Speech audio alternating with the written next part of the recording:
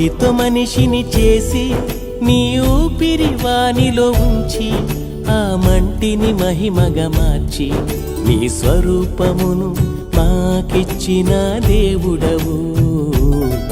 నీ స్వరూపమును మాకిచ్చిన దేవుడవు.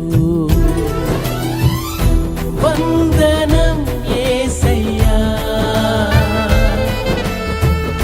వందనం యేసయ్యా, స్తోత్రము యేసయ్యా, స్తోత్రము యేసయ్యా. మంటితో మనిషిని చేసి నీ ఊపిరి వానిలో ఉంచి ఆ మంటిని మహిమగా మార్చి నీ స్వరూపమును మాకిచ్చిన దేవుడవు. నీ స్వరూపమును మాకిచ్చిన దేవుడవు.